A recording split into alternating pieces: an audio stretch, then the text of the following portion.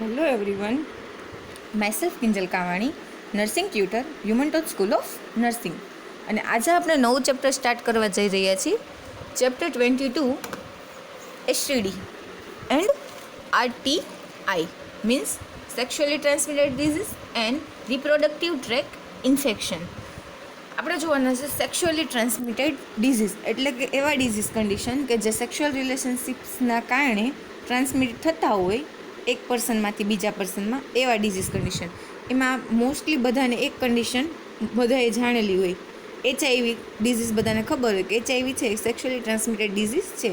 એ સિવાય બીજા કેટલાક ડિઝીઝ છે જે સેક્સ્યુઅલી ટ્રાન્સમિટેડ ડિઝીઝ છે. એવા એસટીડી કેટલા છે, કયા બેક્ટેરિયા વાયરસ ફૂગના લીધે ફેલાય છે, એ ફેલાવાના કારણો શું છે, એના ચિહ્નો અને લક્ષણો શું છે, અને જો એસટીડી થાય તો એના માટેની ટ્રીટમેન્ટ શું છે, અને આપણે પ્રિવેન્શન માટે શું કરી શકીએ, આ બધું જ છે એના વિશેની વાત આપણે આ ચેપ્ટરમાં કરવાની છે. તો પહેલાં જોઈએ સેક્સ્યુઅલી ટ્રાન્સમિટેડ ડિઝીઝ. આ એક કોમ્યુનિકેબલ ડિઝીઝ છે. કોમ્યુનિકેબલ ડિઝીઝ એટલે કે ચેપી રોગ છે. તે મોટાભાગે સેક્સ્યુઅલ કોન્ટેક્ટ વડે થાય છે અને આનો ફેલાવો બહોળા પ્રમાણમાં જોવા મળે છે. અને ફેલાવો થવા માટેનું કારણ શું છે? વાયરસ, બેક્ટેરિયા, પ્રોટોઝુઆ અને ફંગસ એવા જુદા જુદા પ્રકારના ઓર્ગેનિઝમ્સથી થાય છે. બધાએ બેક્ટેરિયા સાંભળ્યું હશે, વાયરસનું સાંભળ્યું હશે, એવી રીતના પ્રોટોઝુઆ અને ફંગસ મીન્સ ફૂગ, આવી રીતના જુદા જુદા ઓર્ગેનિઝમથી ફેલાય છે. શું? એસટીડી કેવો ડિઝીઝ છે? કોમ્યુનિકેબલ ડિઝીઝ છે અને ફેલાય છે સેક્સ્યુઅલ કોન્ટેક્ટથી. હવે એસટીડી થવા માટેના કારણો. છેલ્લા દશકાથી આનો ફેલાવો નાટકીય રીતે થતો જાય છે. આનું નામ વિનેરિયલ ડિઝીઝ પણ તેમાંથી એસટીડી અને હાલ એસટીઆઈ તરીકે ઓળખવામાં આવે છે.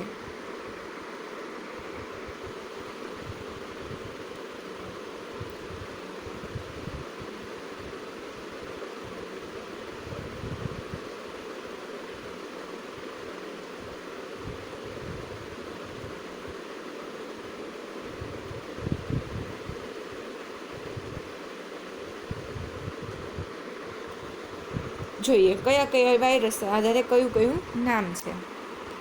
પહેલું છે, આ યાદ રાખવાનું છે, ઘણીવાર છે મેચ ધ ફોલોઈંગ એટલે કે જોડકામાં અથવા તો ખાલી જગ્યામાં પૂછાઈ જતું હોય.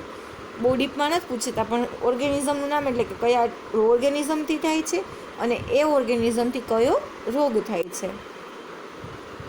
પહેલું જોઈએ નાઇઝેરિયા ગોનોરિયા. નાઇઝેરિયા ગોનોરિયા ઓર્ગેનિઝમથી કયો રોગ થાય? ગોનોરિયા. સેકન્ડ છે ટ્રેપેનેમા પેલિડિયમ. ટ્રેપેનેમા પેલિડિયમ ઓર્ગેનિઝમથી કયો રોગ થાય? સિફિલિસ. એટલે જે ટ્રેપેનેમા પેલિડિયમ ને નાઇઝેરિયા ગોનોરિયા બધું શું છે? બેક્ટેરિયાનું નામ છે. થર્ડ આવ્યું હર્પિક્સ સિમ્પ્લેક્સ વાયરસ. હર્પિસ સિમ્પ્લેક્સ વાયરસથી કયો રોગ થાય છે? જેનાઇટલ હર્પિસ. એના પછી એવું કેન્ડિડા આલ્બિકન્સ. નામ સાંભળેલું હશે બધાએ. ઓરલ થ્રસ્ટની ફૂગ આવતી એક. ઓરલ થ્રસ્ટ થવા માટે કઈ ફૂગ જવાબદાર? તો કેન્ડિડા આલ્બિકન્સ આવતું. સેમ વસ્તુ. વજાઇનાઇટિસ થવા માટે કયું ઓર્ગેનિઝમ જવાબદાર છે? કેન્ડિડા આલ્બિકન્સ. એના પછી ટ્રાઇકોમોનાસ વજાઇનાઇટિસ.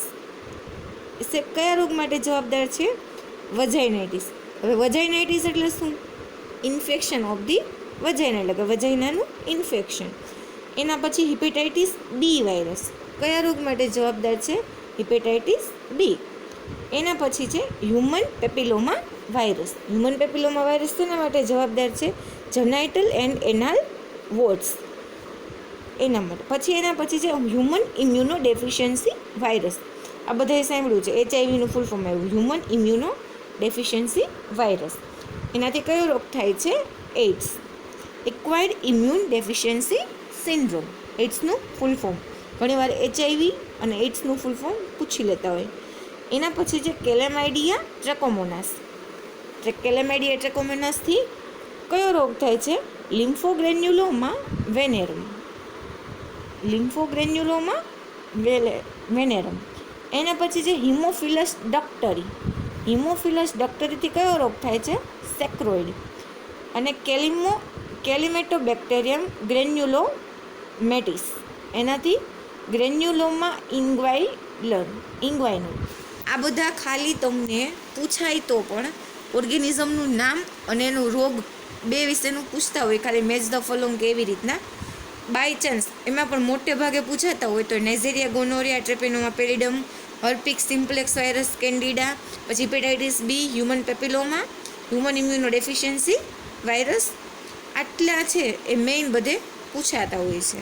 એ સિવાયના બધા ખાલી ડિઝીઝ કન્ડિશન એટલે કયો રોગ થાય છે ને કયા ઓર્ગેનિઝમથી ફેલાય છે એ યાદ રાખવાનું છે. ક્લિયર? હવે આ બધા ડિઝીઝ છે STI એ ફેલાવાનું કારણ શું? તો કે વધારે કોનામાં જોવા મળે? તો કે 20 થી 25 વર્ષની ઉંમરના વ્યક્તિઓ છે એમાં વધારે જોવા મળે. કેમ કે એ ઉંમરની વ્યક્તિ છે સેક્સ્યુઅલી વધારે એક્ટિવ હોય અને એના કારણે એને STIના ઇન્ફેક્શનના ચાન્સીસ વધી જતા હોય. ફિમેલ કરતાં મેલમાં ઓછા જોવા મળે છે.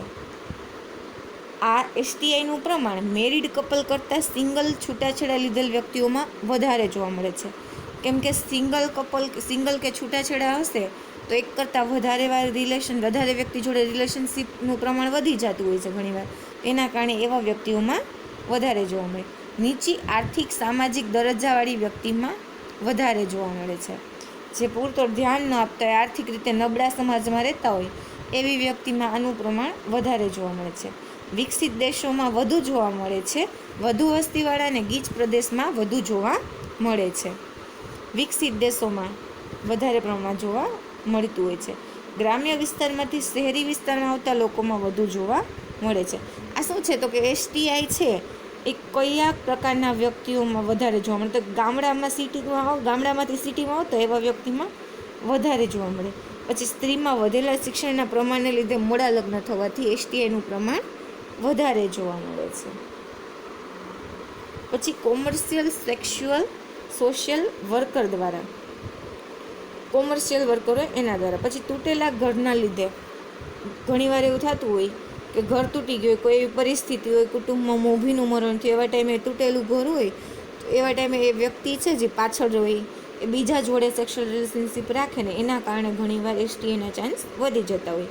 તણાવપૂર્વ સંબંધ તથા છૂટાછેડા લીધેલ વ્યક્તિઓ વધુ ભોગ બને છે. ખેંચાતાણીવાળો સંબંધ હોય, છૂટાછેડાવાળો વ્યક્તિ એને વધારે STIના ચાન્સીસ રહેતા હોય, એ વધારે ભોગ બનતું હોય.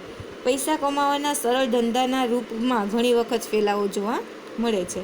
ઘણીવાર છે એ સેક્સ્યુઅલ રિલેશનશિપને એવું વધારે પ્રમાણમાં એ લોકો ધંધા તરીકે યુઝ કરતા હોય અને એના કારણે ઘણીવાર આ રોગનો ફેલાવો વધારે જોવા મળતો હોય છે. લાગણીઓની અપરિપક્વતા હોય તેવા કેસમાં પણ જોવા મળે છે.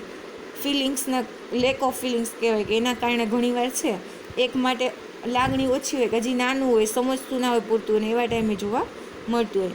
વધુ પડતા ઔદ્યોગિકરણના લીધે ઔદ્યોગિકરણ થાય એટલે સેમ વસ્તુ આવશે કે ભાઈ ગામડાની વ્યક્તિઓ છે સિટીમાં આવે અને વધારે પ્રમાણમાં STI જોવા મળશે. આંતરરાષ્ટ્રીય મુસાફરી દ્વારા. પછી સામાજિક જીવન છૂટછાટ અને વર્તણૂકમાં થયેલા ફેરફારના લીધે. પહેલાં શું હતું? બધી વસ્તુ રિસ્ટ્રિક્ટેડ હતી. હવે એટલું સામાજિક જીવન એટલું રિસ્ટ્રિક્શન રહ્યું નથી, છૂટછાટ મળી ગઈ, તો એના કારણે STI વધારે જોવા મળે છે. આલ્કોહોલિઝમ તથા દવાના બંધારણના લીધે ઘણીવાર શું થતું હોય? આલ્કોહોલિઝમ ને દવાનું બંધારણ થઈ ગયું હોય તો એવાના લીધે ઘણીવાર જોવા મળતું હોય. ક્લિયર? STI થવાના મેઇન કારણો તો કે sexual contact with infected person. જે વ્યક્તિને ચેપ લાગેલો હશે એ વ્યક્તિ જોડે જો રિલેશન રાખશો તો એના કારણે STI જોવા મળશે. સેકન્ડ છે ટ્રાન્સમિટેડ ડ્યુરિંગ પ્રેગ્નન્સી. HIV જેવા ઇન્ફેક્શન્સને બધું છે તો ક્યારે જોવા મળે? ડ્યુ ટુ પ્રેગ્નન્સીના કારણે ઘણીવાર મધર ટુ બેબી ટ્રાન્સફર થતું હોય. પછી કોમ્પ્રોમાઇઝડ ઇમ્યુન સિસ્ટમ, એટલે ઇમ્યુન સિસ્ટમ બરાબર વર્ક ના કરતી હોય. અને લાસ્ટ છે એડોલેસન્ટ ને યંગ એડલ્ટ, એટલે કે જુવાન અને એડલ્ટ એ લોકોમાં વધારે જોવા મળે છે. હવે આવા વ્યક્તિ છે લક્ષણો કેવા જોવા મળે છે? STI વાળી વ્યક્તિની ઓળખાણ કેવી રીતના કરી શકાય? તો કે વજાઇનલ ડિસ્ચાર્જ અને અલ્સર જોવા મળે. વજાઇનલ ડિસ્ચાર્જ જોવા મળે, અલ્સર ચાંદુ જોવા મળે, વજાઇનલ ઇચિંગ અને નોન ઇચિંગ, ઘણીવાર ખંજવાળ આવે ને ઘણીવાર ન પણ આવે. પેટમાં દુખાવો થાય, કમરનો દુખાવો જોવા મળે, પેશાબમાં બળતરા જોવા મળે, જેનાઇટલ ઓર્ગન્સ ઉપર ચાંદી જોવા મળે. તો આ બધા શેના સાઇન છે? કોમન સાઇન છે સેક્સ્યુઅલી ટ્રાન્સમિટેડ ડિઝીઝના. એ સિવાય જોઈએ મેન ફિમેલમાં અલગ અલગ, તો કે ગ્રેવિંગ પેઇન એટલે દુખાવો જોવા મળે. પછી burning during urination, urine pass કરે ત્યારે બળતરા થાય. મિલ્કી ડિસ્ચાર્જ, આ બધું શેમાં મેન પુરુષોની અંદર કેવા લક્ષણો જોવા મળે, એસટી હોય તો ત્યાં. પછી મિલ્કી ડિસ્ચાર્જ જોવા મળે. Irritation around the opening of the penis, પેનિસના શરૂઆતનો જે આગળનો ભાગ છે ત્યાં ઇરિટેશન જોવા મળે. પણ ટેસ્ટિક્યુલર પેઇન જોવા મળે અથવા સ્વેલિંગ જોવા મળે. ટેસ્ટિસની આસપાસ દુખાવો અને સ્વેલિંગ જોવા મળે. ઘણીવાર સોર થ્રોટની કમ્પ્લેન હોય અને એનાલ ઇચિંગ, આટલી વસ્તુ, એનાલ ઇચિંગ મતલબ એનાલના એરિયા આસપાસ ખંજવાળ, આવી બધી કમ્પ્લેન જોવા મળતી હોય. જ્યારે ફિમેલમાં milky discharge, burning, milky discharge એટલે દૂધ જેવો વ્હાઇટિશ ડિસ્ચાર્જ જોવા મળે. પછી burning during urination, urine pass કરે ત્યારે બળતરા થાય. લોઅર એબ્ડોમિનલ પેઇન જોવા મળે. ઉલટી ને તાવ જોવા મળે. ઇન્ટરકોર્સ પેઇનફુલ હોય. સ્પોટિંગ બિટવીન પીરિયડ, જ્યારે પીરિયડ્સમાં હોય એ દરમિયાન વચ્ચે ક્યારેક ક્યારેક બ્લીડિંગની કમ્પ્લેન જોવા મળે. સોર થ્રોટ એન્ડ એનાલ ઇચિંગ, આટલી કમ્પ્લેન છે એ મધરમાં જોવા, વુમન્સમાં જોવા મળતી હોય એસટીઆઈ હોય ત્યારે. હવે આની નિદાન શું, આપણે કઈ કઈ વસ્તુ નિદાન, એની સારવાર કેવી રીતના કરવાની, તો કે ડિસ્ચાર્જ વિશેની ફરિયાદ પૂછવી આપણે, કેવો ડિસ્ચાર્જ આવે છે, વ્હાઇટિશ છે, મિલ્કી ડિસ્ચાર્જ છે એના માટે. પછી સગર્ભાવસ્થા માટે પૂછવાનું, કે પ્રેગ્નન્સી છે કે નહીં એના માટે. પછી કોપરટી મુકાવેલ છે કે નહીં તેના માટે પૂછવાનું. પછી પેશાબમાં બળતરા થાય કે ખંજવાળ આવે તો એના માટે પૂછવાનું. ચાંદી હોય તો એ ચાંદી જોવી. જાતીય સમાગમમાં તકલીફ પડે છે કે નહીં એના માટેનો પ્રશ્ન પૂછવાનો. પુરુષને યુરેથ્રામાંથી સફેદ સ્ત્રાવ આવે છે કે નહીં એ પૂછવાનું. અને પેડુમાં દુખાવાની ફરિયાદ. શું એના લક્ષણ છે, પહેલાં આપણે કયા લક્ષણો છે એ બધી જાણ થવી જોઈએ. એની જાણ થાય પછી આપણે એની સારવાર, જે કારણ છે કારણ જાણીને એ મુજબ આપી શકીએ. આ થયું કોમન, કે એસટીઆઈ એટલે શું, કયા કયા એસટીઆઈમાં કયો ઓર્ગેનિઝમ જવાબદાર છે ને એનાથી કયા નામ કયો રોગ ફેલાય છે. હવે એ ફેલાવાના કારણો શું, કે કોને કોને વધારે જોવા મળે, કેવા લક્ષણો જોવા મળે, અને એના નિદાન આપણે કેવી રીતે કરવાનું. તો નિદાન માટેની કોમન પહેલાં કીધું કે ભાઈ કયા સવાલો પૂછવાના અને કયું કારણ છે જાણી પછી કારણ મુજબ સારવાર આપવાની. એમાં આપણે હવે જોઈશું પહેલી ડિઝીઝ કન્ડિશન, સિફિલિસ. આ ટ્રેપિનોમા પેલિડમ અથવા સ્પાયરિલોકોઇડા પેલિડમ નામના ઓર્ગેનિઝમથી થાય છે. આપણે આગળ જોયું સિફિલિસ છે કઈ ઓર્ગેનિઝમથી થાય, ટ્રેપિનોમા પેલિડમ નામના ઓર્ગેનિઝમથી થાય છે. અને આ એક જાતનો કોમ્યુનિકેબલ ડિઝીઝ છે. કોમ્યુનિકેબલ ડિઝીઝ એટલે કે ચેપી રોગ છે.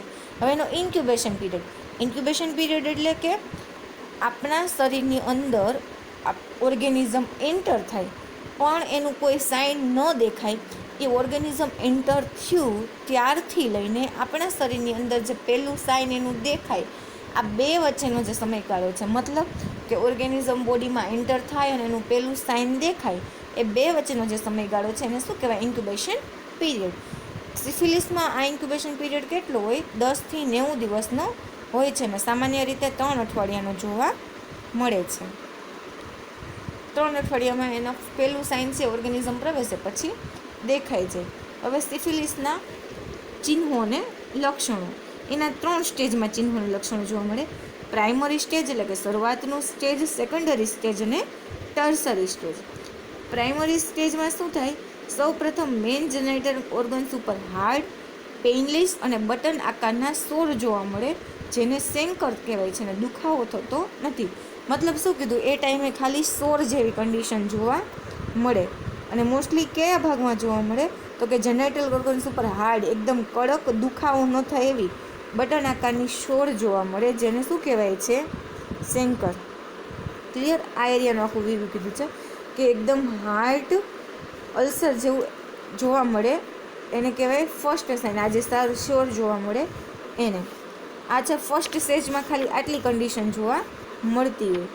જ્યારે દુખાવો નથી હોતો એ ટાઈમે, અને જ્યાં સોર દેખાય બટન આકારની પેઇનલેસ સોર જોવા મળે એને કહેવાય સેન્કર. આ શેનું છે, સેન્કર. નામ શું કહેવાય છે આને, સેન્કર. બટન આકારની પેઇનલેસ સોર જોવા મળે એને કહેવાય સેન્કર. ફર્સ્ટ સ્ટેજમાં જોવા મળે, પ્રાઇમરી સ્ટેજમાં. જો સેકન્ડરી સ્ટેજમાં સિફિલિસનું ઇન્ફેક્શન જાય તો આખા શરીરમાં ઓર્ગેનિઝમ ફેલાય છે. એમાં પહેલું થાય ડર્મેટાઇટિસ એટલે કે ચામડીનો રોગ જોવા મળે. બીજું છે મ્યુકસ પેચિસ એટલે કે મ્યુકસ મેમ્બ્રેનમાં પેચિસ જોવા મળે, એટલે કે મોઢાના ને બધા મ્યુકસ મેમ્બ્રેનમાં શું થાય, ચાંદા જોવા મળે. થર્ડ છે આર્થરાઇટિસ. આર્થરાઇટિસમાં શું થાય, તો કે બોન અને ટેન્ડનમાં પેઇન થાય. બોન ને ટેન્ડન એટલે કે હાડકાને જોડતા જે બધા મસલ્સ છે એમાં બધે દુખાવો જોવા મળે. આ સ્ટેજના લક્ષણો ખૂબ જ ધીમા હોય, એટલે કે સેકન્ડરી સ્ટેજનું લક્ષણ દેખાતા બહુ બધા વર્ષો જતા રહે. મેઇન શું કીધું કે આખા શરીર ઉપર ચાંદા જોવા મળે છે. ક્લિયર? એટલે કે ડર્મેટાઇટિસ, ચામડીનો રોગ જોવા મળે, મ્યુકસ પેચિસ જોવા મળે અને જે હાડકાં અને મસલ્સના જોઈન્ટ છે બધી દુખાવો જોવા મળે. પણ આ સ્ટેજને બહુ વાર લાગે. પછી આવે ટર્શરી સ્ટેજ. હવે ટર્શરી સ્ટેજમાં પહોંચે એટલે આ સ્ટેજમાં શું થાય, ડિસ્ટ્રક્શનની શરૂઆત થાય. એટલે બ્રેઇન ને સ્પાઇનલ કોર્ડ ને નર્વસ સિસ્ટમ ને બધાને શું જોવા મળે, નુકસાન થાય. અને બહુ આ બધા લક્ષણ છે ને 2 થી 15 વર્ષનો સમયગાળો જતો રહીને એ 2 થી 15 વર્ષના સમયગાળામાં જોવા મળે. એટલે એના ટોટલ આપણે સિફિલિસના 3 સ્ટેજ જોયા. પહેલા સ્ટેજમાં શું થયું, ખાલી બટન આકારની સોર, પેઇનલેસ સોર જોવા મળી. જો પ્રાઇમરી ટ્રીટમેન્ટ આપીએ તો નેસેરિયા ગોનોરિયાનું જે ઇન્ફેક્શન, ટ્રેપિનોમા પેલિડોમાનું જે ઇન્ફેક્શન છે એ આગળ ના વધે. જો સેકન્ડરી સ્ટેજમાં એન્ટર થાય તો આખા શરીરમાં ચાંદા પડી જાય, મ્યુકસ મેમ્બ્રેનમાં ચાંદા પડી જાય ને જો હાડકાનો એનો દુખાવો જોવા મળે, એને બહુ વાર લાગે. પછી ત્રીજું છે એ 2 થી 15 વર્ષની અંદર એના લક્ષણો જોવા મળે. શું જોવા મળે, તો કે આપણા મગજને અને કરોડરજ્જુને એની અસર થાય અને એને નુકસાન પહોંચે છે. આ તેનું ટર્શરી ફેઝ થયું. હવે આ રીતેની કન્ડિશન છે, એની આપણે સારવાર શું કરશે? સિફિલિસ છે તો એની સારવાર શું આવશે, તો કે બેન્ઝાથાઇન પેનિસિલિન, પ્રોકેન પેનિસિલિન દ્વારા એની સારવાર કરવામાં આવે છે. આ બધી દવાના નામ છે, બેન્ઝાથાઇન પેનિસિલિન અને પ્રોકેન પેનિસિલિન. લક્ષણ મુજબ સારવાર આપી. કેવા લક્ષણો છે, હજી ખાલી સેન્કર બનેલી છે કે પછી ડર્મેટાઇટિસ થઈ ગયું છે કે એની મુજબ સારવાર આપી. બ્લડ ફોર VDRLની તપાસ કરાવી. બ્લડ સેમ્પલ મોકલવાનું VDRL કરાવવા માટે. VDRLનો મતલબ શું કીધો હતો, વનરેબલ ડિઝીઝ રિસર્ચ લેબોરેટરી. એની અંદર બ્લડની તપાસ માટે મોકલવાનું. સારવારમાં ગુપ્તતા જાળવવી અને સારવાર પૂરી કરવી. એટલે કે પેશન્ટની ટ્રીટમેન્ટ ચાલુ કરો તેની બધી જ ઇન્ફોર્મેશન ગુપ્ત રાખવાની અને સારવાર પૂરી કરવાની. હેલ્થ એજ્યુકેશન આપવું, એને સમજાવવાનું બધી વસ્તુ માટે. સંપૂર્ણ રોગમુક્ત ન થાય ત્યાં સુધી પ્રેગ્નન્સી ન રહેવા દેવી. જ્યાં સુધી કમ્પ્લીટ સિફિલિસની ટ્રીટમેન્ટ ન થાય ત્યાં સુધી પેશન્ટને પ્રેગ્નન્સી ન રાખવા માટે સમજાવવું. તો આજે આપણે જોયું, પહેલાં તો STD શું છે, કયા ઓર્ગેનિઝમથી કઈ પ્રકારનો રોગ જોવા મળે, એ ફેલાવાના કારણો શું છે, કયા લક્ષણો છે, એનું નિદાન કેવી રીતના કરવામાં આવે છે. પછી આપણે એમાં કન્ડિશન જોઈ, સિફિલિસનું ઇન્ક્યુબેશન પીરિયડ જોયો, એના ચિહ્નો લક્ષણો જોયા, સ્ટેજીસ જોયા અને એની ટ્રીટમેન્ટ. આટલી વસ્તુની આપણે આજે વાત કરી. Thank you.